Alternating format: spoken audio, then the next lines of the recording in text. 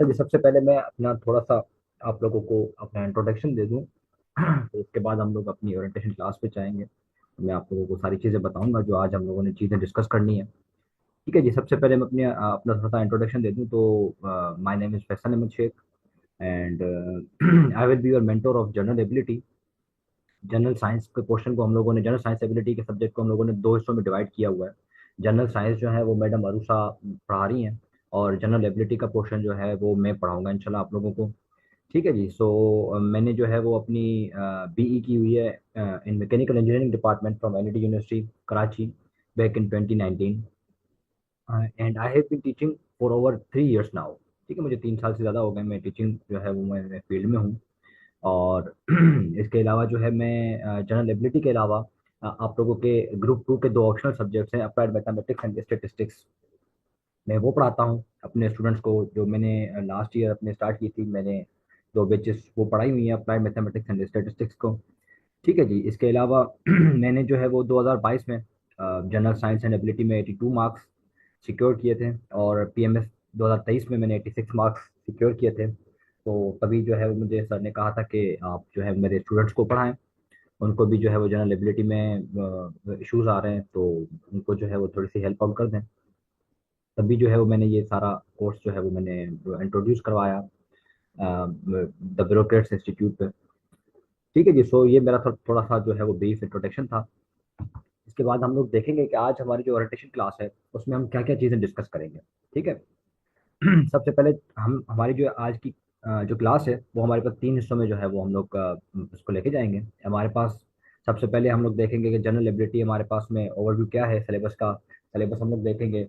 ठीक है। उसके अलावा हम लोग ये देखेंगे कि क्यों एस्पायरेंट्स जो है वो बहुत कम स्कोर जो है वो जनरल साइंस एंड एबिलिटी में करते हैं। हालांकि ये स्कोर आपको बहुत अच्छा देना चाहिए, 70+ मार्क्स इसमें होने चाहिए, लेकिन आप लोगों ने अगर देखे हो 2025 में आप लोगों ने देखे हो तो हार्डली 45-50 तक जो है वो स्कोर मैक्सिमम गया है, इससे ज़्यादा नहीं गया। ठीक है। तो हम लोग देखेंगे कि क्यों जो है वो स्टूडेंट्स फेल होते हैं। उसके अलावा मैं आप लोगों को स्ट्रेटेजीज बताऊंगा कि किस तरीके से आप लोगों ने सिलेबस कवर करना है। ठीक है। पास पेपर एनालिसिस में दिखाऊंगा इवॉल्विंग ट्रेंड्स जो हमारे पास आजकल चेंज हो रहे हैं। ठीक है। किस तरीके से हमारे पास पहले क्वेश्चंस जाते थे वो टिपिकल जो है वो प्रॉब्लम बेस्ड होते थे, अब आपके पास मेंटल एबिलिटी पे जो है वो शिफ्ट हो गया। एग्जामिनर आप लोगों की मेंटल एबिलिटी चेक करता है वो। ठीक है। उसके अलावा मैं आप लोगों को लास्ट में दिखाऊंगा कि हमारे पास जो टोटल टॉपिक्स हैं वो कौन कौन से हम लोग टॉपिक्स कवर करेंगे, स्केड्यूल क्या होगी टाइमलाइन, असाइनमेंट्स में आप लोगों को किस तरीके से दूंगा, मॉक्स हमारे कब जो है वो होंगे, उसके बाद फीडबैक लूप्स क्या होंगे। ये सारी चीज़ें आज के हम लोग इंशाल्लाह इस सेशन में हम लोग डिस्कस करेंगे। So stay connected. ठीक है जी। तो आपके पास अगर आप देखें जनरल साइंस एंड एबिलिटी का, सबसे पहले मैं आप लोगों को बता दूं कि आप लोग अगर आप लोगों को जो जनरल साइंस एबिलिटी है वो आपके पास जीके वाले पोर्शन में आता है। ठीक है। जीके वाले पोर्शन में हमारे पास 3 सब्जेक्ट होते हैं। एक हमारे पास होता है करंट अफेयर, दूसरा होता है पाकिस्तान अफेयर, और तीसरा होता है हमारे पास जीएस। ठीक है जी। 100 मार्क्स के आपके पास होते हैं ये। सही हो क्या? अब आप लोगों ने करना क्या होता है, इन 3 सब्जेक्ट्स में से ना आप लोगों ने 120 मार्क्स प्लस आपने सिक्योर करने होते हैं। ठीक है। आप लोग तीनों सब्जेक्ट्स में मिला के आपने 120 मार्क्स सिक्योर करने होते हैं, तब आपका पूरा का पूरा जीके का पोर्शन जो है वो आपका पास हो जाता है। ठीक है। जस्ट अ मिनट, मुझे सिर्फ व्हाइट बोर्ड यूज करने देना, आप लोगों को वहां पे समझाता हूँ।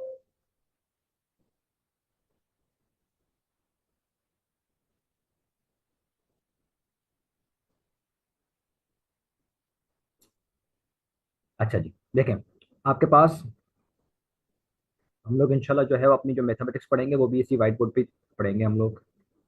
आप लोगों के पास जीके के पोर्शन में 3 सब्जेक्ट्स होते हैं, करंट अफेयर होता है, पाकिस्तान अफेयर होता है, उसके अलावा आपके पास जीएसए होता है। ठीक है। ये आपके पास 3 सब्जेक्ट्स होते हैं अ, उसके जीके के पोर्शन में। आप लोगों के पास ये 100 मार्क्स के होते हैं, जीएसए भी 100 मार्क्स का होता है। ठीक है। आप लोगों ने इन तीनों सब्जेक्ट्स में मिला के 120 मार्क्स आपने सिक्योर करने होते हैं। अब ये आप लोगों के ऊपर है कि आप लोग अगर करंट अफेयर में मिसाल के तौर पे आप ले रहे हैं 65, पाकिस्तान अफेयर में आप लोग ले रहे हैं, लेट सपोज, ये मैं आप लोगों को एक आइडियल सिचुएशन बता रहा हूँ, मिसाल के तौर पे आपने सिर्फ इसमें लिए हैं 20 मार्क्स। ठीक है। और आप लोगों ने जीएस में आप लोगों ने लिए हैं 55 मार्क्स। ठीक हो गया? अगर आप उसमें देखें कि अगर पर्टिकुलर पेपर के हवाले से देखें तो आप पाकिस्तान अफेयर में फेल हैं। ठीक है, क्योंकि आपने 20 मार्क्स किए हैं। जो कंपल्सरी सब्जेक्ट्स हैं वो 40 मार्क्स से पास होते हैं, लेकिन इन तीनों सब्जेक्ट्स में मिला के आप लोगों के पास अगर आप देखें तो आपके पास ये बनते हैं 9 और 9 और 4, तो आपके पास तीनों सब्जेक्ट्स में मिला के आपके पास 140 मार्क्स। इट मीन्स आपके ये तीनों के तीनों सब्जेक्ट पास हो गए। इट डजेंट मैटर कि आपने पाकिस्तान अफेयर में 20 मार्क्स लिए हैं। आप लोगों को तीनों में मिला के अगर 120 मार्क्स हैं तो इट मीन्स आप तीनों के तीनों सब्जेक्ट पास हो गए। ठीक है जी। ये से हम कहते हैं आपको मिनिमम थ्रेशोल्ड आपको 120 मार्क्स का आपको क्लियर करना होता है इन तीनों सब्जेक्ट को पास करने के लिए। अगर आपके पास दो सब्जेक्ट्स पास हैं, जैसे मिसाल के तौर पे करंट अफेयर में भी आपके पास 40 हैं और पाकिस्तान अफेयर में भी 40 हैं और इसमें जीएसए में आपके पास 38 है। ठीक है, तो ये आपके पास बन जाएगा 118, विच मीन्स आपके पास ये तीनों के तीनों सब्जेक्ट आपके फेल हो गए। सो आपको जनरल साइंस एबिलिटी में जो है वो पास, जनरल साइंस एबिलिटी को पास करना बहुत जरूरी बनता है। ठीक है जी।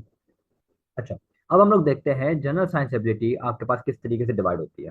ये मैडम अरुषा ने भी आप लोगों को शायद बताया हो, लेकिन मैं भी थोड़ा सा आप लोगों को बता दूं। अब जनरल साइंस एबिलिटी हमारे पास तीन सेक्शन में डिवाइडेड होता है। एक आपके पास होता है एमसीक्यू सेक्शन, जिसको आप 20 मार्क्स के लिए जो है वो सॉल्व करते हैं। ठीक है, इसमें आपके पास प्योर जनरल साइंस के एमसीक्यूज होते हैं, इसमें जनरल एबिलिटी के एमसीक्यूज नहीं होते।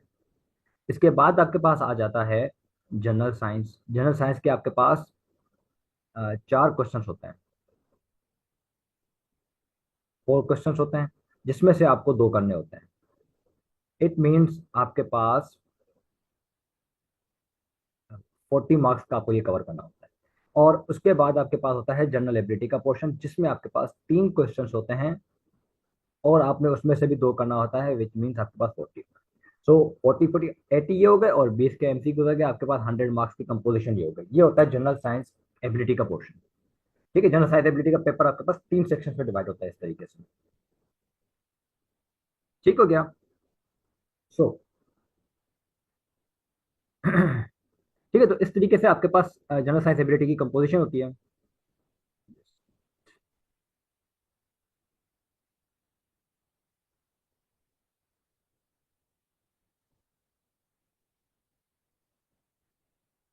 अच्छा जी।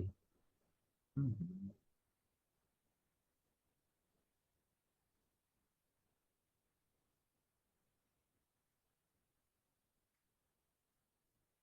ठीक है, अब हम लोग देखते हैं कि आपके पास मैडम अरूषा से आप लोगों ने जब वो ओरिएंटेशन क्लास उनकी ली होगी तो आपको उन्होंने जो है वो जनरल साइंस का सिलेबस जरूर दिखाया होगा। मैं आप लोगों को दिखाता हूँ जनरल एबिलिटी का सिलेबस, कि आपको जनरल एबिलिटी में आपको कौन कौन से टॉपिक्स कवर करने हैं।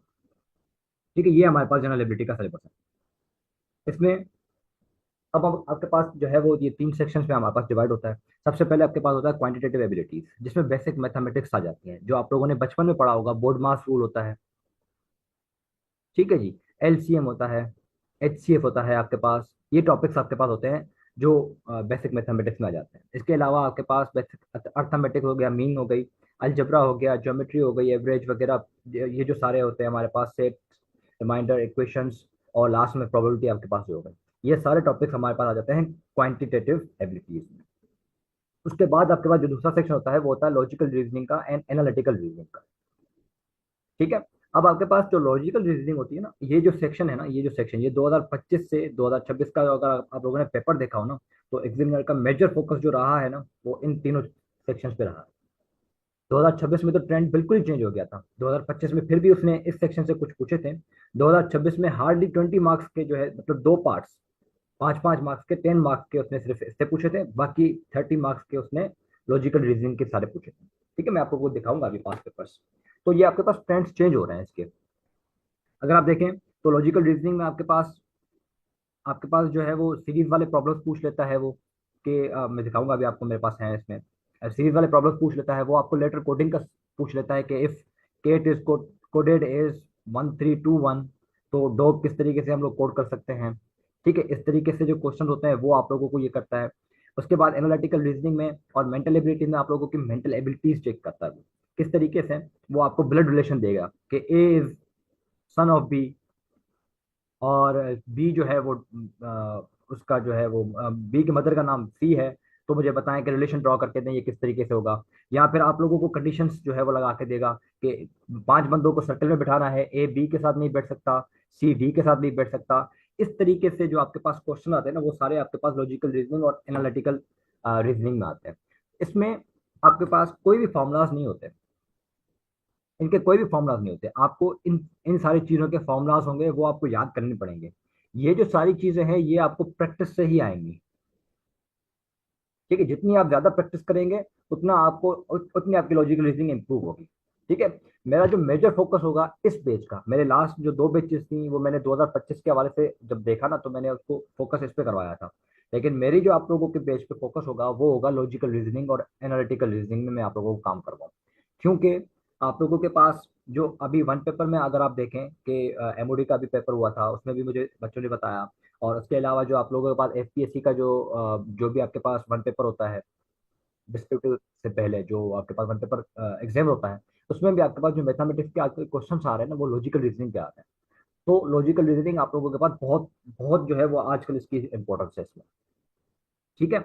अब मैं आप लोगों को थोड़ा सा दिखा दूं।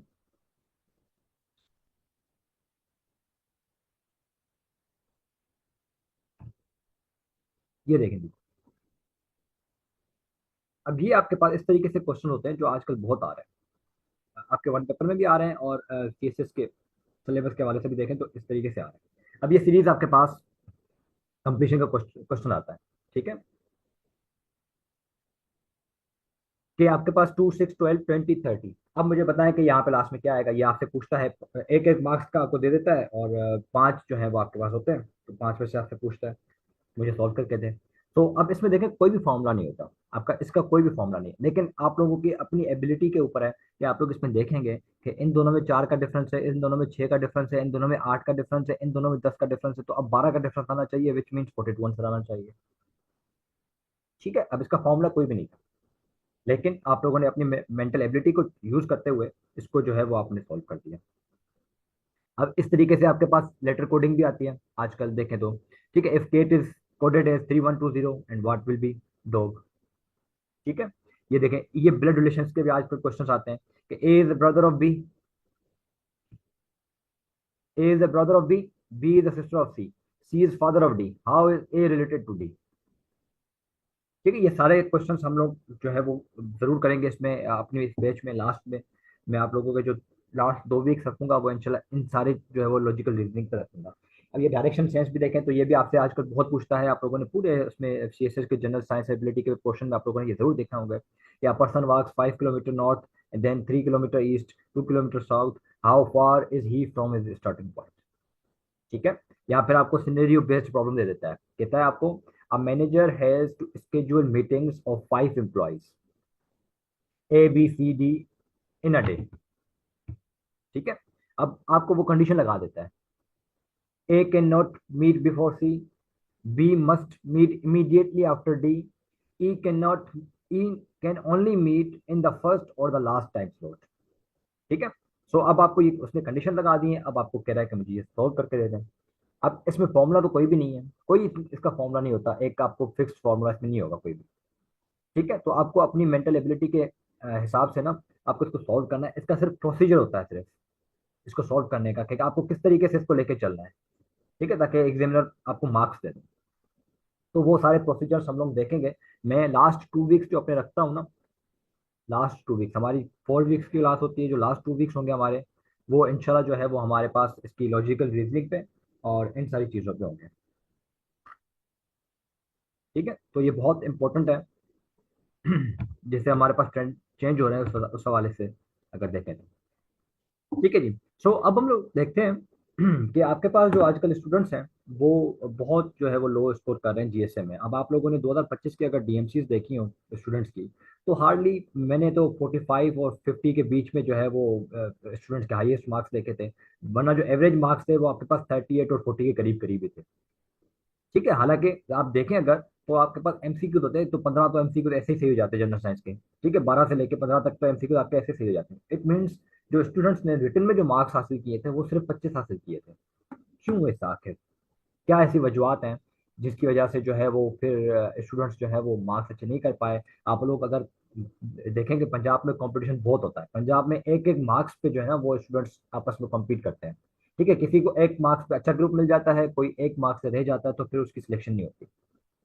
ठीक है। So every every marks count.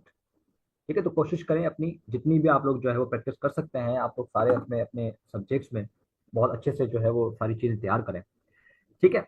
तो अब आपके पास सबसे पहले देखें कि आपके पास एबिलिटी जो है वो उसमें क्यों बच्चे जो है वो फेल होते हैं। सबसे पहली चीज़, तो वो ये है आपके पास कि वो एबिलिटी पार्ट को छोड़ देते हैं स्टूडेंट्स, वो ट्रिकी समझते हैं इसको कि यार ये सॉल्व नहीं होगा। क्योंकि लेकिन मैंने जो लास्ट 2 बैचेस अपनी पढ़ाई थी, उसमें मेरे पास कुछ डॉक्टर्स से स्टूडेंट थे, वो कह रहे थे सर हम लोगों ने बचपन में जो मैथमेटिक्स पढ़ी थी वो हम लोगों को बस याद है, अब हम लोगों ने मैथमेटिक्स नहीं पढ़ी, तो हम लोग जो है वो छोड़ देते हैं इसको, हमें जो है वो समझ नहीं आती।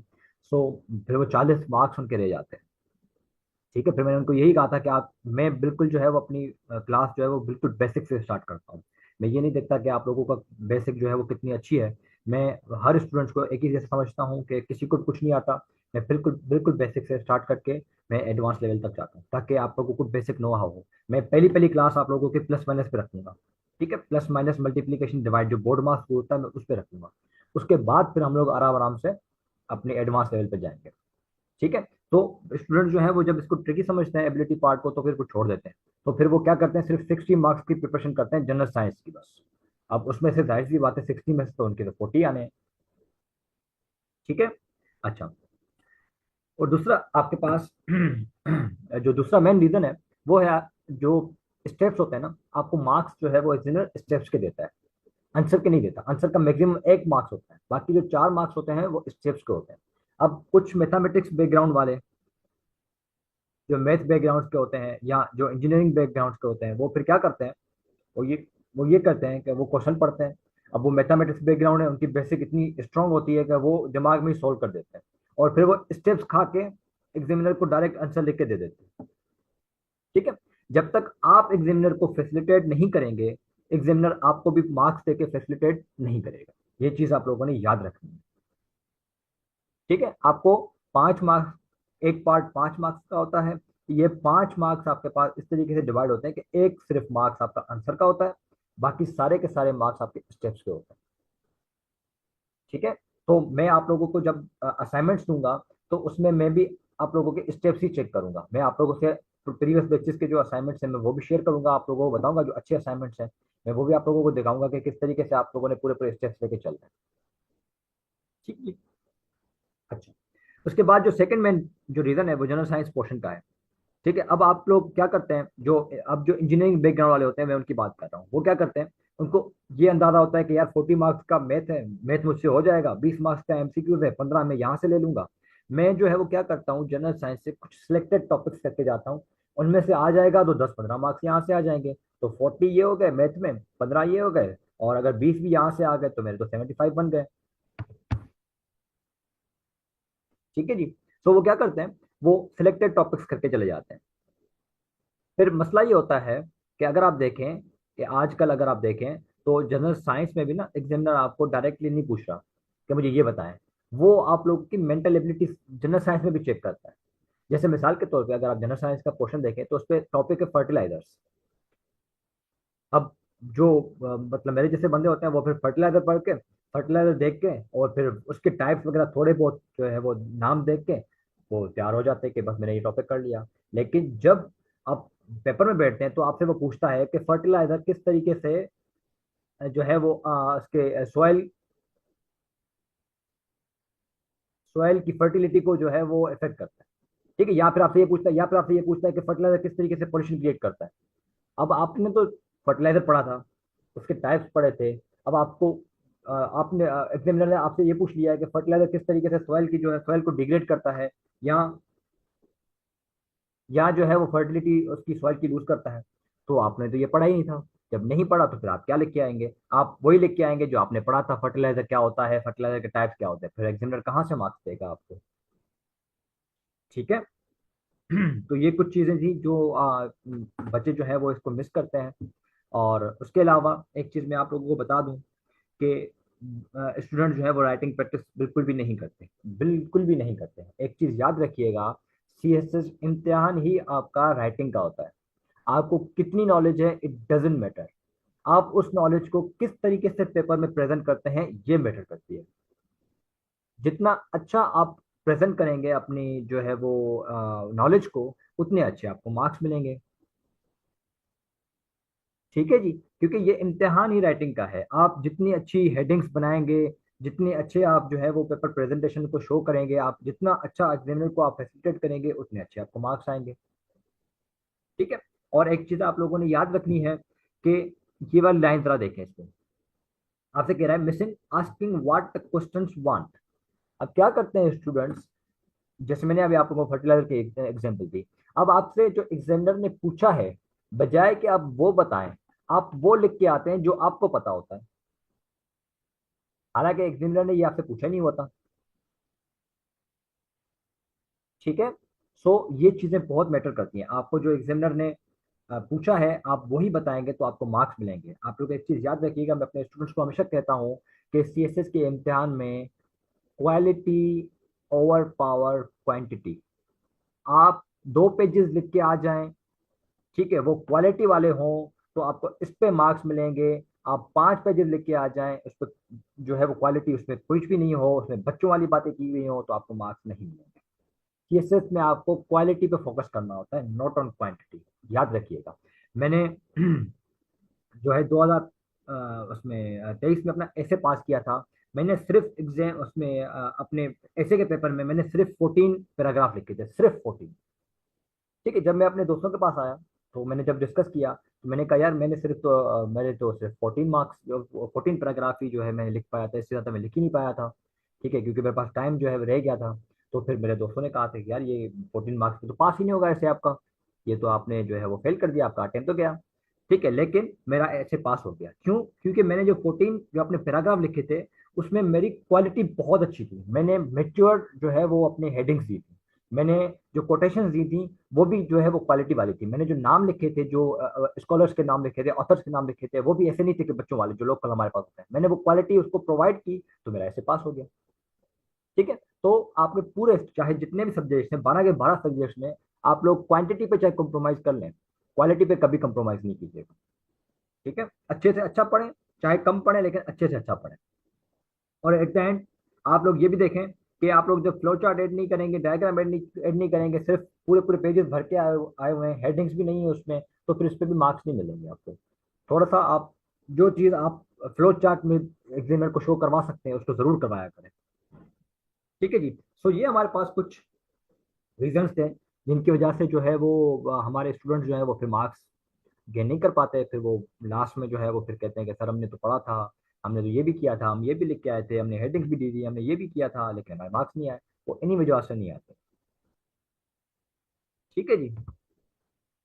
अच्छा जी, अब आप लोगों को किस तरीके से ये सब्जेक्ट आपको जो है वो करना चाहिए, जस्ट हमने मुझे एक मिनट दीजिएगा।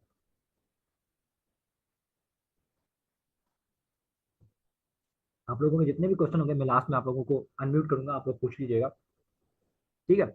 अच्छा, अब आप लोग किस तरीके से सब्जेक्ट को आप लोग जो है वो कवर कर सकते हैं। मैं अपने स्टूडेंट्स को हमेशा कहता हूँ कि आपको चाहे जो भी सब्जेक्ट है, जो भी सब्जेक्ट है, वो पाकिस्तान अफेयर है, वो करंट अफेयर है, वो इस्लामियात है, वो पॉलिटिकल साइंस है, जो भी सब्जेक्ट है, उसमें आपको एक चीज़ ज़रूर याद रखिएगा कि पास पेपर्स प्लस सिलेबस, ये दोनों आपके पास हर सब्जेक्ट का जो है वो आपके पास ये सामने होनी चाहिए। जब भी आप कोई भी सब्जेक्ट करें, एक तो सब्जेक्ट का सिलेबस अपने पास रखें, और उस सब्जेक्ट के एटलीस्ट 10 ईयर्स के पास पेपर अपने पास रखें। ये आपको गाइडेंस प्रोवाइड करता है कि आप किस डायरेक्शन में तैयारी कर सकते हैं, या किस डायरेक्शन में आप इफेक्टिवली तैयारी करेंगे। जैसे मिसाल के तौर पे आप लोग अगर देखें कि पाकिस्तान अफेयर में भी आप लोगों को, जाहिर सी बात है, वो मुगल रूल आप लोगों ने पढ़ा होगा इन द सब कॉन्टिनेंट। अब ये इंडो पाक हिस्ट्री में भी है मुगल रूल। ठीक है। लेकिन अगर आपके पास पाकिस्तान अफेयर में आप अगर तैयारी कर रहे हैं, तो आप लोगों को सिलेबस में देखेंगे तो प्री पार्टीशन आपके पास है, उसमें मुगल रूल आता है। लेकिन जब आप पास पेपर देखेंगे तो आप ये एनालाइज करेंगे कि पाकिस्तान अफेयर में मुगल रूल से पास पेपर में सिर्फ एक ही बार क्वेश्चन आया है, वो भी आया हुआ है क्या? डाउनफॉल। डाउनफॉल के रीजंस क्या थे मुगल रूल के, बस ये क्वेश्चन आया हुआ है, इससे ज्यादा नहीं आया हुआ। इंडिविजुअली किसी भी रूलर का आपसे नहीं पूछा हुआ पाकिस्तान अफेयर में। लेकिन अगर आप इसी टॉपिक को इंडो पाक से देखें, तो इंडो पाक में जो इंडो पाक का जो सिलेबस है उसमें मुगल रूल डेप्थ में है, जिसमें आपको अकबर के स्टेप्स पूछता है कि अकबर जब आया था उसको क्या क्या चैलेंजेस थे, उसने क्या क्या स्टेप लिए। बाबर जब आया तो उसको क्या क्या चैलेंजेस थे, उसने क्या क्या स्टेप लिए। ठीक है।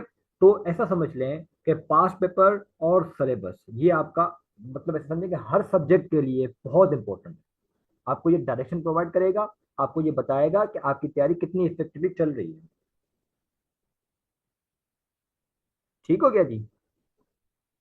सो इस तरीके से आप जनरल साइंस एबिलिटी भी देख लें, अगर आप तो आप जनरल साइंस एबिलिटी का साइंस पोर्शन निकाल लें, सिलेबस देख लें कौन कौन से टॉपिक है, और उस पर्टिकुलर टॉपिक से पास पेपर में कौन से क्वेश्चन आए हुए हैं। मैं आप लोगों को अपने नोट्स भी शेयर करूंगा जनरल साइंस के और जनरल एबिलिटी के, जब तो उसमें आप देखिएगा कि जब भी मेरे पास, मैंने अगर बायोलॉजी सेक्शन मैंने पढ़ा हुआ है उस पे अपने रजिस्टर पे, तो बायोलॉजी सेक्शन के पहले पेज पे मैंने जितने भी क्वेश्चंस पास पेपर से आए हुए मैंने वो लिखे हुए हैं। उसके बाद फिर मैंने आगे जाके नोट्स बनाए हुए हैं। ठीक है जी, I will share all these things, tension ना लें। मैं इंशाल्लाह आप लोगों को अपने ये जो 5 4 5 मंथ्स की क्लास होगी, मैं इसमें आपको जितने सब्जेक्ट्स की हेल्प कर सकता हूँ मैं किया करूंगा।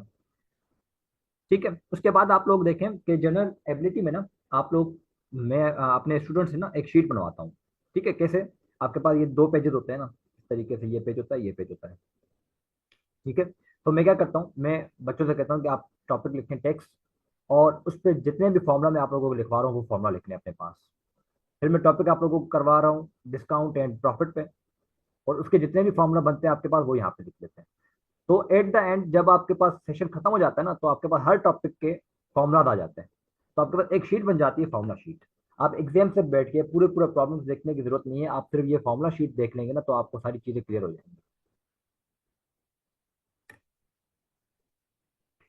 ठीक है, मैं आप लोगों से ये फॉर्मूला शीट भी शेयर करूंगा जो मैंने अपने पिछले बैचेस में जो स्टूडेंट्स हैं मैंने उनसे बनवाई थी। ठीक है, आप लोगों को इसमें भी हेल्प आउट हो जाएगी। अच्छा जी, उसके बाद एक चीज आप लोग ये भी देखेगा कि मैथ में आप लोगों का एक बेनिफिट होता है। वो बेनिफिट ये होता है कि जब आप प्रॉब्लम सॉल्व करते हैं ना, तो जो लास्ट का आंसर आया है, जो भी प्रॉब्लम है आपके पास, प्रॉफिट वाला है, डिस्काउंट वाला है, जितना भी आंसर, जो भी आपके पास टॉपिक है, उसका जो लास्ट का आंसर आता है ना, हमारे पास कुछ टॉपिक ऐसे ऐसे होते हैं जिनको आप क्रॉस चेक कर सकते हैं कि आपका जो लास्ट में आंसर आया है वो सही भी आया या नहीं आया। मैं आप लोगों को वो भी शॉर्टकट्स बताऊंगा, जैसे जैसे हम लोग टॉपिक करेंगे, मैं आप लोगों को उनके शॉर्टकट्स भी बताऊंगा और क्रॉस चेक करने का तरीका भी बताऊंगा। ठीक है, तो मैथ में आप लोग मतलब क्रॉस चेक करके ये भी आप फाइंड आउट कर सकते हैं कि आपने प्रॉब्लम जो किया है वो सही किया है या गलत किया है। ठीक है जी, उसके बाद आप लोगों को मैं हमेशा कहता हूँ कि एक तो मैंने आप लोगों को बताया कि राइटिंग प्रैक्टिस करें, और दूसरा ना, अपनी अपने बिस्तर से उठ के, बेड से उठ के आप एक कोई भी टेबल पे बैठ जाएं, और उस पर एग्जाम इन्वायरमेंट बना के आप क्वेश्चन को सॉल्व करें।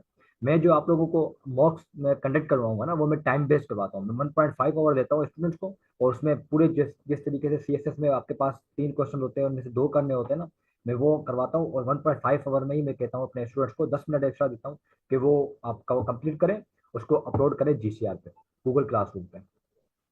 ठीक है, मैं मॉक्स भी गूगल क्लासरूम पे अपलोड करता हूँ, और फिर अपने स्टूडेंट्स को कहता हूँ कि 1.5 आवर में इसको कंप्लीट करके दें मुझे, और उसको री अपलोड करें आप जीसीआर पे जाके। इससे क्या होता है, इससे आप एक प्रेशर में बैठ के आप मैथमेटिक्स को सॉल्व करते हैं। जब आप प्रेशर को बियर करना सीख लेंगे, तो आप खुद ही एग्जाम में जो है वो अपना परफॉर्म करेंगे आप लोग। ठीक है जी। अच्छा, अब मैं आप लोगों को थोड़ा सा पास पेपर भी मैं आप लोगों को दिखा देता हूँ,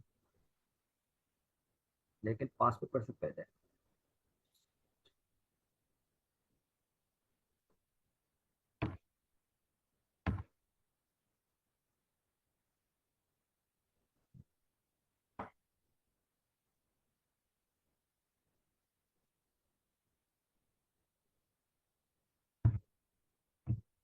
अच्छा जी, मैं आप लोगों को अभी दिखाऊंगा कि हम लोग कौन कौन से टॉपिक्स करेंगे। ठीक है, हमारे पास 7 मेन टॉपिक्स होंगे, बल्कि 8 मेन टॉपिक्स होंगे, क्योंकि प्रोबेबिलिटी मैंने जो है वो इस बार ऐड की हुई है। 8 मेन टॉपिक्स होंगे आपके पास, और 30 सब टॉपिक्स होंगे। मैं अभी आप लोगों को दिखाता हूँ उसमें। 16+ हमारी क्लासेस होंगी लाइव, थर्सडे टू संडे हमारी क्लासेस होंगी फ्रॉम 6 to 7 PM। ठीक है, हम लोग एक 1 घंटा या सवा घंटा तक हम लोग जो है वो अपनी जो है क्लास कंटिन्यू करेंगे। लेकिन अगर आप लोग थक जाएंगे तो फिर हम लोग 7 बजे कंप्लीट करेंगे, क्योंकि मैं ये चाहता हूँ कि मेरे स्टूडेंट्स भी जो है वो इंटरेक्ट करें। मैं मैथमेटिक्स जब पढ़ाता हूँ ना, तो मैं कमेंट साथ साथ पढ़ता हूँ, क्योंकि अगर मैथमेटिक्स में बीच में अगर आप लोगों को कुछ समझ में नहीं आया, तो फिर मैं लास्ट में जाके कमेंट्स पढ़ूंगा, तो फिर मेरे लिए मसला हो जाएगा फिर से समझाने में। तो आप लोगों को जो भी चीज़ें समझ में ना आए, तो उसी वक्त आप लोग कमेंट्स करके मुझसे पूछ सकते हैं कि सर हमें ये वाला स्टेप अभी समझा दें, तो मैं वहीं पे आप लोगों को समझा दूंगा। मैं कमेंट्स आप लोगों के इग्नोर नहीं करता मैथ की क्लास में। ठीक है, मैं इसके जो आपको दिखाता हूँ। अच्छा, अब एक चीज़ आप लोग याद रखिएगा, मैं इस सेशन के लिए ना 3 चीज़ें जो है वो मैंने आप लोगों के लिए रखी हुई हैं। एक, तो मैं आप लोगों को प्रैक्टिस प्रॉब्लम्स की रोज में शीट दूंगा, जिसमें 15 से 20 प्रैक्टिस प्रॉब्लम्स होंगे। ठीक है, दूसरा असाइनमेंट्स होगी, और तीसरा आप लोगों के पास 2 मॉक्स होंगे। ठीक है, असाइनमेंट्स 4 से 5 असाइनमेंट्स होंगे आपके पास, और 2 मॉक्स होंगे। अब आप लोग क्या करते हैं जैसे हम लोग लेक्चर कंप्लीट करेंगे, हमारा मिसाल के तौर पे लेक्चर वन हमारा कंप्लीट हो गया कल, लेट सपोज, तो मैं क्या करता हूँ, मैं उस क्लास के फौरन बाद विद इन आवर और टू, 1 घंटे या 2 घंटे में मैं वो लेक्चर भी अपलोड कर दूंगा, और उसके साथ साथ प्रैक्टिस प्रॉब्लम्स की एक शीट भी अपलोड कर दूंगा। मैं वो अभी आपको दिखाऊंगा। ठीक है, तो आप लोग क्या करेंगे, जब आप लेक्चर लेंगे और फिर प्रैक्टिस प्रॉब्लम्स आप लोग वो सॉल्व करेंगे, और उसके नीचे आंसर्स भी लिखे हुए होंगे। ठीक है, तो इससे आपका क्या होगा, आपका जो है वो आपकी डेली की जो है वो प्रैक्टिस इंप्रूव होगी। ठीक है, ये practice problems for your assessment है, आप लोग अपनी असेसमेंट के लिए, इसको मैं चेक नहीं करूंगा, ये मैं चेक नहीं करूंगा। ठीक है, ये आप लोग अपनी असेसमेंट है, लेकिन अगर आप लोगों को कोई इशू है, कोई प्रॉब्लम समझ में नहीं आ रहा, कोई सॉल्व नहीं हो रहा, तो आप मुझसे वो पूछ सकते हैं, कोई मसला नहीं, मैं आप लोगों को वो फौरन बता दूंगा। ठीक है, उसके बाद आप लोगों की वंस अ वीक, वीक में एक दफा मैं असाइनमेंट दूंगा, और वो असाइनमेंट ऐसी होगी जो पेपर पैटर्न पे होती है आपके पास पूरी, जिस तरीके से पेपर पे क्वेश्चन आते हैं, वैसे ही आप लोगों को जो है वो मैं असाइनमेंट दिया करूंगा, और ये मैं चेक करूंगा। ठीक है, और हर सैटरडे को मैं जो है वो, बल्कि आप लोगों की थर्सडे टू संडे क्लास होगी, तो फिर मंडे वाले दिन मैं असाइनमेंट अपलोड कर दिया करूंगा। ठीक है, मंडे को मैं असाइनमेंट अपलोड करूंगा, आप लोगों ने ट्यूसडे वाले दिन तक उसको जो है वो सॉल्व करके सबमिट करवाना है। फिर मैं थर्सडे को जैसे मैं क्लास में आऊंगा, तो फिर मैं आप लोगों को वो असाइनमेंट सेंड करके, फिर आपको कोई इशू होगा तो मैं वो डिस्कस कर लिया करूंगा। ठीक है, अच्छा, अब आप लोग, जब हमारा थर्ड वीक होगा आपके पास, तो मैं आप लोगों का एक मॉक कंडक्ट करूंगा जो टाइम बाउंड होगा। फिर जब हमारा सेशन कंप्लीट हो जाएगा, जैसे मिसाल के तौर पर अगर हमारा 5 वीक जो है वो हमारे पास मैक्सिमम सेशन होता है, अगर आपका 5 वीक्स कंप्लीट हो गए, तो फिर मैं आपको 6 वीक, जो छठा वीक होगा वो छोड़ के, मैं 7th वीक में आप लोगों का कंप्लीट मॉक कंडक्ट करूंगा। ठीक है, थर्ड वीक वाला जो मॉक होगा, उसमें सिर्फ मैं आप लोगों को जितने टॉपिक्स हो गए हैं मैं वो कंडक्ट करूंगा, लेकिन ये जो लास्ट मॉक होगा, इसमें ओवरऑल सारे के सारे टॉपिक्स में आप लोगों से मूव करूंगा। तो देखें कि जनरल एबिलिटी में आप लोगों को मैं इतनी ज्यादा प्रैक्टिस करवाऊंगा कि आपके जो एमसीक्यूज बेस्ड जो आपके पास वर्क पेपर में भी आते हैं ना, वो भी आपके सारे क्लियर हो जाएंगे, क्योंकि ये प्रैक्टिस प्रॉब्लम्स में कोई 10-12 प्रैक्टिस प्रॉब्लम्स देता हूँ मैं, अभी आपको दिखाऊंगा वो। ठीक है जी, अच्छा, एक,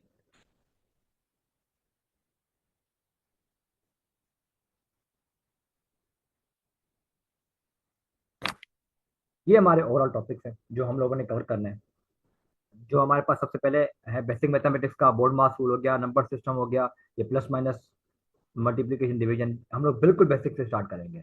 HCF LCM करूंगा, करवाऊंगा मैं आप लोगों को, एक्सपोनेंशियल करवाऊंगा, स्क्वायर रूट और क्यूब रूट करवाऊंगा, साइंटिफिक नोटेशन और राउंड ऑफ करवाऊंगा। इसके अलावा मैं आप लोगों को, उसके बाद हमारे पास फ्रैक्शन और डेसिमल का टॉपिक है, फिर हमारे पास परसेंटेज का टॉपिक है। ठीक है, मैं ये आप लोगों के साथ शेयर कर देता हूँ ग्रुप में, सर को कहूंगा या आपके साथ शेयर कर। ठीक है, रेशियो एंड प्रोपोर्शन का टॉपिक है, अलजबरा का टॉपिक है हमारे पास। उसके बाद मेजर से सेंटर टेंडेंसी, जो मीन मीडियन वगैरह होते हैं। ठीक है, उसके अलावा हमारे पास ज्योमेट्री है, एनालिटिकल रीजनिंग है, सेट है, और फिर लास्ट में आपके पास आ जाता है क्या था, प्रोबेबिलिटी। ठीक है, ये हमारे 8 जो है वो मेन टॉपिक्स हैं, इसके अलावा हमारे पास सब टॉपिक्स होंगे। मेरा पूरा 1 से 2 वीक जो है वो इन सब पे चला जाएगा, क्योंकि ये बहुत सारे इसके क्वेश्चन आते हैं। ठीक है जी, अच्छा, अब ये देखें जरा आप।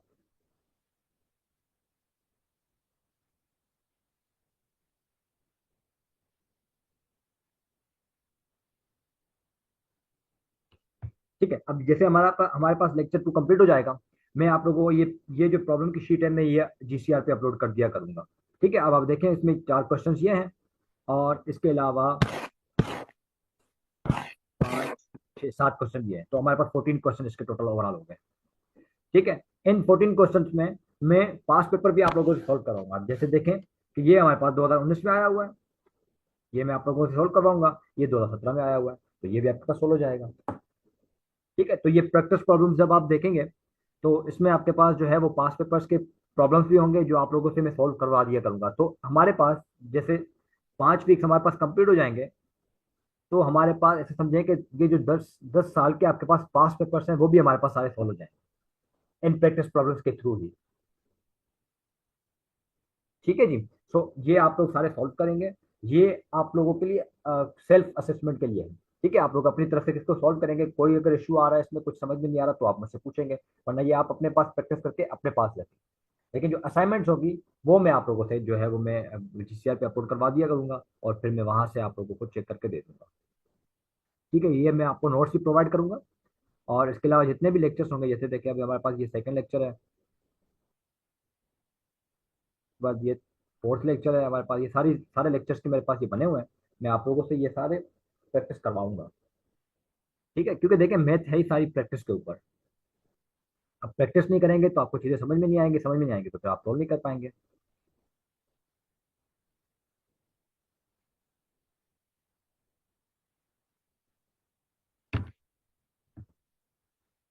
अच्छा जी, आप लोगों को मैंने बता दिया कि हम लोग जो है वो गूगल क्लासरूम के थ्रू मैं आप लोगों के लिए ये रिकॉर्डिंग अपलोड कर दिया करूंगा। सारी प्रैक्टिस प्रॉब्लम सब चीज़ जो है वो आपके पास गूगल क्लासरूम पे अपलोड होगी। ठीक है, और इसके अलावा ये प्रैक्टिस प्रॉब्लम्स आप लोगों की होंगी, नोट्स सब या मैं आपको दूंगा। अच्छा, अभी आपके पास बहुत सारा time है। मैं अपने स्टूडेंट्स को यही कहता हूँ, आपके पास अभी ऑलमोस्ट 10 मंथ है आपके पास। मतलब आप रिलैक्स होकर ना सारी चीजें कर सकते हैं, अपने आप को पैनिक में मत डालिएगा। आप लोग एक मंथ में 2 सब्जेक्ट्स भी ले लें तब भी कोई मसला नहीं, आप लोग अगर 3 सब्जेक्ट भी कर सकते हैं तब भी कोई मसला नहीं। ठीक है, अभी भी आपके पास 10 मंथ है, आप लोग 3 सब्जेक्ट के हिसाब से चलें तो 4 मंथ में आपके पास 12 सब्जेक्ट कंप्लीट हो जाएंगे। तो इट मीन्स अभी हमारे पास कौन सा मंथ चल रहा है, अप्रैल मई जून सितंबर तक आपके पास सारी चीजें कंप्लीट हो जानी चाहिए। फिर आप सारे मॉक्स दे दें। ठीक है, आपकी प्रैक्टिस, आपके जो है वो एग्जाम की प्रैक्टिस जो है ना वो अच्छे से, रिटन प्रैक्टिस जो होगी वो बहुत अच्छी हो जाएगी फिर मॉक्स के बाद। ठीक है, तो अभी आपके पास बहुत टाइम है। मैंने लास्ट ईयर जो बैच ली थी ना वो दिसंबर की बैच ली थी। लास्ट ईयर फेब में पेपर थे हमारे, मैंने दिसंबर में बैच ली थी और वो जनवरी में कंप्लीट हुई थी। फिर क्या हुआ था, टाइम स्टूडेंट्स के पास था नहीं, वो प्रैक्टिस कर नहीं रहे थे। ठीक है, मैं उनको असाइनमेंट भी दे रहा था तो हार्डली कोई, मेरे पास 50+ स्टूडेंट्स थे, उसमें से हार्डली कोई 5 से 6 बच्चे थे जो सिर्फ प्रैक्टिस करके मुझे दे रहे थे असाइनमेंट्स, और मैं उनको चेक करके दे रहा था। बाकी 45 स्टूडेंट्स जो है वो ऐसे ही बस बैठे हुए थे, क्योंकि उनके पास टाइम नहीं था, सारी चीज़ें रिवाइज करनी होती हैं। हर किसी को जो है वो फिर पढ़ना होता है दूसरा भी, तो उनके पास टाइम नहीं बच रहा था और वो प्रैक्टिस नहीं कर रहे थे। ये जो है अभी आपके पास टाइम है 10 मंथ का, इसमें आप रिलैक्स होकर ना मैथ की प्रैक्टिस कर सकते हैं। अपने सारे जो मैं आप लोगों को प्रैक्टिस प्रॉब्लम दूँ वो सारी आप लोग अभी कर सकते हैं। बहुत टाइम है आप लोगों के पास, सारी असाइनमेंट्स कर सकते हैं। ठीक है, आप मॉक्स दे दे। फिर आपके पास जब लास्ट में, जब आप सितंबर के बाद कोर्स कंप्लीट होने के बाद जो अक्टूबर नवंबर दिसंबर होगा ना, इसमें आप आराम से सारी चीजें जो मैंने आपको पढ़ाई थी आप इसमें रिवाइज कर सकते हैं। ठीक है, इसमें आप लोग बैठ के रिवाइज करेंगे ना, तो फिर आपके पास जनवरी के मंथ में और दिसंबर में मॉक्स होते हैं हर अकेडमी के। ठीक है, ऑनलाइन भी अकेडमी जो है वो मॉक कंडक्ट करती हैं, और जो है फिजिकल जो है वो मॉक कंडक्ट करती हैं। तो वो आप जाके वहां पे मॉक दे सकते हैं, आपके पास सारे प्रैक्टिस प्रॉब्लम्स भी होंगे, हर चीज आपके कॉन्सेप्ट इसके क्लियर होते हैं। ठीक है, लास्ट में जाके ना पैनिक हो जाते हैं स्टूडेंट्स, फिर वो कवर नहीं कर पाते सब्जेक्ट्स को। ठीक है, आपके पास बहुत टाइम है अभी भी जो है वो प्रैक्टिस करने का। मैं आप लोगों को पास पेपर, मैंने आप जिस तरीके से बताया कि पास पेपर का भी मैं आप लोगों को दूंगा, असाइनमेंट्स भी दूंगा, मॉक्स भी दूंगा। तो ये सारी चीजें आपके पास आराम से आप लोग अभी बैठ कर रिलैक्स होके आप लोग ये सारी चीजें कर सकते हैं। ठीक है जी, अब मैं आप लोगों को थोड़ा सा ना पास पेपर्स में दिखा दूं, ताकि आप लोगों को अंदाजा हो जाए कि किस तरीके से हमारे पास ट्रेंड्स चेंज हो रहे हैं। अच्छा जी, अब अगर आप लोग,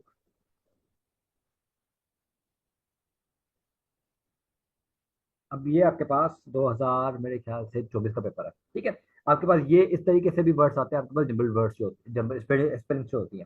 ठीक है, ये भी आप लोगों को, आप देखें इसका कोई फॉर्मूला नहीं है, ये भी आप लोगों की मेंटल एबिलिटी के ऊपर है कि आप लोग इसको देख के कितनी जो है वो प्रैक्टिस करेंगे इसकी, तो आप इसको सॉल्व कर सकते हैं। इसकी मैं जो है वो अपने स्टूडेंट्स को एक शीट देता हूँ, जो एक वेबसाइट है, मैं नाम शायद उसका भूल गया, मैं आप लोगों से भी वो शेयर करूंगा। आप लोग वहां से इसकी अच्छे से प्रैक्टिस कर सकते हैं, वहां पे इस तरीके से बहुत सारी जो है वो आपके पास वर्ड्स मिल जाएंगे। ठीक है, ये मैंने जो आप लोगों को बताई थी सीरीज वाले, ये वो आ गया आपके पास, अर्थमेटिक मीन आ गया। ठीक है, ये देखें, मैंने आप लोगों को डायरेक्शन बताया था, डायरेक्शन आपके पास, डायरेक्शन वाले प्रॉब्लम्स आ गए। ठीक है, ये आपके पास उसके हैं सारे प्रॉब्लम्स मैथमेटिक्स के। ठीक है जी, अच्छा, अब ये आपके पास 2025 का पेपर है। अब इसमें अगर आप देखें कि 2025 में उसने एग्जामिनर ने ना 2016 से लेके 2024 तक एग्जामिनर बार बार पूछ रहा था टैक्स का, टैक्स बताओ मुझे, प्रॉफिट बताओ मुझे, ठीक है, डिस्काउंट बताओ मुझे, ये सारी चीजें बहुत पूछ रहा था वो। ठीक है, तो फिर स्टूडेंट्स ने यही समझा कि यार यही सारे इंपॉर्टेंट टॉपिक्स हैं, फिर स्टूडेंट्स ने सारे यही जो है वो पढ़ के गए थे। लेकिन 2025 में जब वो गया ना, तो एग्जामिनर ने इस तरीके से क्वेश्चन पूछ लिए थे। अब ये बेसिक है कि आपके पास जो फ्रैक्शन में नंबर है, जो फ्रैक्शन में नंबर है इसको आप लोग रीअरेंज करें। इसमें करना क्या होता है, इसमें आपने एलसीएम करनी होती है सिर्फ। एलसीएम करके आपने उसको रीअरेंज करना होता है। अब ये एलसीएम बिल्कुल बेसिक चीज थी, बिल्कुल बेसिक टॉपिक है हमारा। ठीक है, स्टूडेंट ने ये किया नहीं हुआ था और वो समझ में नहीं आ रहा था उनको कि करना क्या है। इसी तरीके से अगर आप इसको देखें, अब आपके पास ये स्क्वायर रूट, ये बेसिक, बिल्कुल बेसिक है कि आप लोग नंबर का स्क्वायर रूट निकालना सीखें। ठीक है, स्टूडेंट्स टैक्स पढ़ के गए, प्रॉफिट पढ़ के गए, डिस्काउंट पढ़ के गए, डायरेक्शंस पढ़ के गए, और ये अब वो करके ही नहीं गए। तो अब वो इसमें भी फंस गए कि ये इसको किस तरीके से करें हम लोग। ठीक है जी। तभी मैं आप लोगों को सारी चीजें करवाऊंगा, बिल्कुल बिल्कुल बेसिक से लेके बोर्ड मास रूल से लेके मैं लास्ट एडवांस लेवल तक, प्रोबेबिलिटी तक लेके जाऊंगा आप लोगों को, ताकि आप लोगों के सारे टॉपिक्स कवर हो जाए और अच्छे से आप लोग, टाइम बहुत है, प्रैक्टिस कर लें आप लोग। ठीक है जी। अच्छा, अब मैं आप लोगों को 2026 का पेपर दिखाता हूँ। कि मुझे कोई अच्छा पेपर मिला नहीं था क्योंकि एफपीएससी ने अभी तक अपलोड नहीं किया हुआ अपनी वेबसाइट पे। ठीक है, अगर आप लोगों को 2026 का पेपर मिल जाए, क्योंकि इसकी मुझे क्वालिटी अच्छी नहीं मिली। ठीक है, अगर आप लोगों को इसका पेपर मिल जाए तो अगर आप लोग देखेंगे कि आपके पास उसने बहुत सारे ऐसे टॉपिक्स पूछे हैं जो आपके पास मेंटल एबिलिटी और लॉजिकल रीजनिंग के हैं।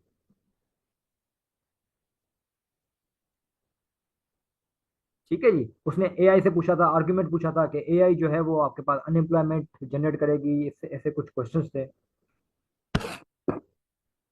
ठीक है, ये देखें, मेंटल एबिलिटी पे आपके पास बहुत सारे क्वेश्चंस थे। अब ये हैं बिल्कुल बेसिक वाले, बिल्कुल बच्चों वाले हैं। लेकिन मेंटल एबिलिटी हर किसी की स्ट्रांग नहीं होती। हर किसी को प्रोसीजर नहीं पता होता कि किस तरीके से हमने हमने इसको लेके जाना है। ठीक है, हमने ये भी सारे सॉल्व करने हैं।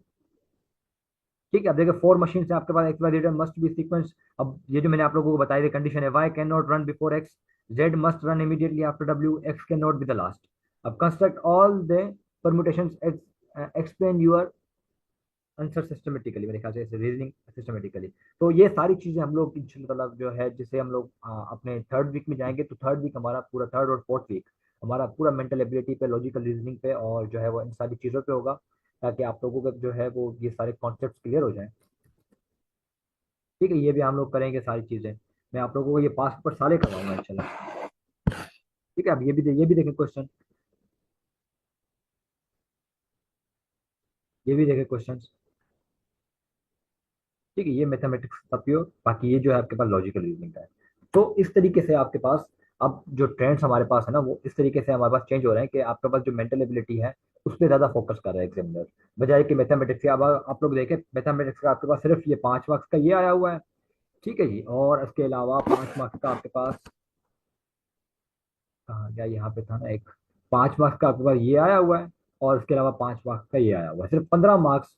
40 में से सिर्फ 15 मार्क्स ऐसे हैं जो मैथमेटिक्स से आए हुए हैं, बाकी सारे जो है वो आपके पास 25 मार्क्स मेंटल एबिलिटी के हैं। ठीक है जी। सो हम लोग इंशाल्लाह ताला, जैसे हमारी हमारी क्लासेस आगे चलेंगे, हम लोग ये सारी चीजें इंशाल्लाह कोशिश करेंगे कि हम लोग कवर कर लें। लेकिन मुझे खुशी तब होगी, मुझे पढ़ाने में भी मजा तब आएगा जब आप लोगों की तरफ से मुझे रिस्पॉन्स अच्छा मिलेगा। आप लोग असाइनमेंट्स भी टाइम भी देंगे, प्रैक्टिस प्रॉब्लम्स भी करेंगे, और क्लास में इंटरेक्ट जो है वो जरूर होंगे, क्योंकि मैथमेटिक्स पढ़ाने में तब तक मजा नहीं आता जब तक स्टूडेंट्स की तरफ से रिस्पॉन्स नहीं आता मुझे। ठीक है, मुझे सांस नहीं आती ऐसे समझे के।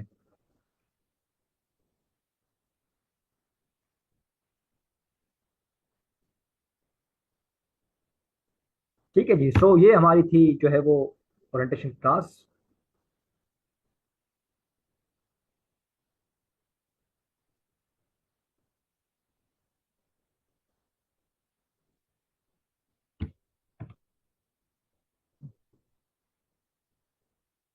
अब अगर आप लोगों को कोई भी क्वेश्चन है तो काइंडली अपना हैंड रेज करें, मैं आप लोगों को अनम्यूट कर देता हूँ और आप लोग मुझसे क्वेश्चन पूछ लें।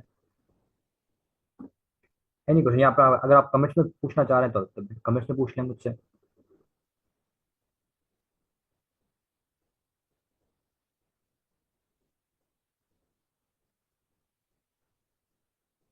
किसी को कोई क्वेश्चन है?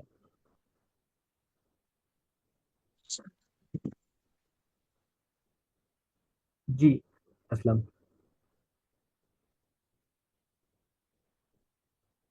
अच्छा फाद कोई भी रिकमेंडेड बुक नहीं होगी, सब चीज़ मैं आपको प्रोवाइड करूंगा। मैं आपको नोट्स भी प्रोवाइड करूंगा, मैं आपको प्रैक्टिस प्रॉब्लम्स भी प्रोवाइड करूंगा, मैं आपको फॉर्मुला की शीट भी प्रोवाइड करूंगा। मैं फॉर्मुला हर उसमें व्हाइट बोर्ड मैंने आप लोगों को दिखाया था, मैं हर चीज़ वहां पे आपको लिखवाऊंगा। ठीक है, आप लोगों के पास रिकॉर्डिंग होगी। ठीक है, आप लोग आराम से रात को बैठ के, अभी फिलहाल आप क्लास में अगर नहीं रिकॉर्ड कर पा रहे हैं, नहीं लिख पा रहे हैं, नोट डाउन नहीं कर पा रहे हैं, तो आप लोग रात को आराम से और उसकी रिकॉर्डिंग सुन के आप लोग सारे फॉर्मूलाज अपने पास लिख सकते हैं, कोई मसला नहीं। ठीक है, रिकमेंडेड बुक में कोई एक खास एक बुक रिकमेंड नहीं करूंगा आप लोगों को। ठीक है, मैं आप लोगों को पैसे बचाना चाह रहा हूँ। ठीक है जी, और कोई किसी को क्वेश्चन? अस्सलाम वालेकुम सर। वालेकुम सलाम। सर मेरा एक क्वेश्चन है। बहुत सारी चीज़ें मुझसे रह गई थी कि मेरी तरफ से इंटरनेट डिस्ट्रक्शन थी। सर मेरा क्वेश्चन ये है कि 2024, 25 एंड 26, इन तीनों सालों में पेपर की नेचर कितनी जो है एग्जामिनर ने चेंज की है या कितनी मुख्तलिफ थी? आपकी आवाज़ बिल्कुल कम आ रही है मुझे। सर अब ठीक आ रही है? मुझे कम आ रही है, बाकियों को भी कम आ रही है, मुझे बस पूछने से सकते हैं। अ, अब बेहतर है सर पहले से? जी जी, बताएं बताएं बताएं बताएं आप। सर मेरा क्वेश्चन ये था कि 2024, 25 एंड 26 में जी जी पेपर की नेचर ईयर पर ईयर कितनी चेंज हुई है? जी, बिल्कुल देखें। अगर आप देखें कि आपके पास जो जनरल साइंस का क्वेश्चन है ना, वो भी बहुत चेंज हुआ है। ठीक है, अब आपको वो रटी रटाई चीजें नहीं पूछता। अब आपको वो थोड़ा सा उसको जो है ना, वो एनालिसिस बेस्ड पूछता है क्वेश्चन। ठीक है, आपको ये नहीं पूछता कि मुझे बताएं कि भाई ये चीज क्या है, क्लाइमेट चेंज क्या है, ठीक है, या पोल्यूशन क्या है। अब आपसे पूछता है कि यार ये जो चीजें हमारे पास आ रही हैं, इसका क्या सोल्यूशन हम लोग देख सकते हैं बेस्ट।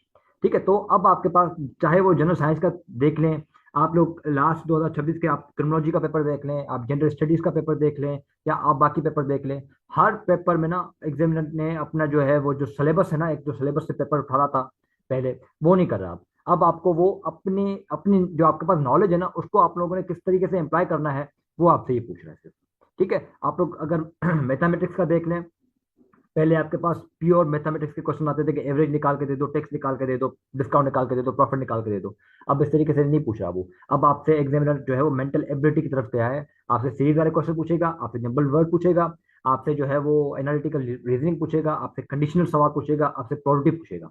ठीक है, तो हमारा जो मैंने आपसे पहले कहा कि थर्ड और फोर्थ वीक होगा हमारा, वो मेजर हमारा जो मेजर जो हमारा काम होगा ना, वो थर्ड और फोर्थ वीक में होता है। ठीक है, उसमें हम लोग मैं प्रोबेबिलिटी करवाता हूँ। उसके अलावा मैं जो है वो जो मेंटल एबिलिटी के सारे टॉपिक्स है ना, मैं वो सारे करवाता हूँ। ठीक है, तो वो बहुत इंपॉर्टेंट है आप 2027 के हवाले से।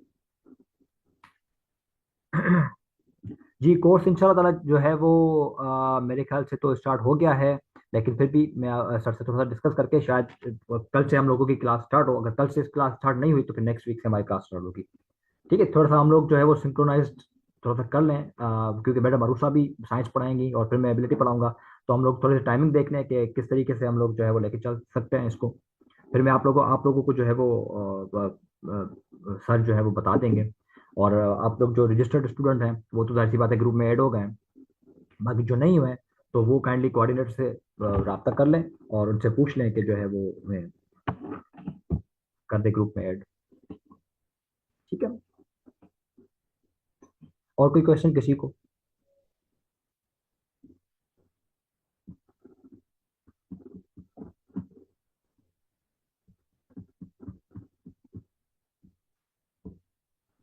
चलें जी, ठीक है, अगर क्वेश्चन नहीं है किसी को भी तो बस फिर हम लोग अपनी क्लास को एंड करते हैं यहीं पे ही। ठीक है, बाकी जो फाइल थी वो मैं सर से शेयर कर देता हूँ, वो आपसे वो शेयर कर दिया करेगा, जो टॉपिक्स की फाइल सारी। ठीक है, वो सर आपसे शेयर कर देंगे। ठीक है जी, बस फिर अपना ख्याल रखिएगा। इंशाल्लाह फिर हम लोगों की क्लास शायद कल से ही स्टार्ट हो, अगर कल से नहीं हुई तो फिर नेक्स्ट वीक से हमारी क्लास स्टार्ट होगी वो क्लास में। ठीक है, ये आप लोग कोऑर्डिनेटर से रब्ता करके आप लोग ग्रुप में ऐड हो जाए। चलिए जी, अपना ख्याल रखिएगा बहुत सारा। अल्लाह हाफिज, टेक केयर।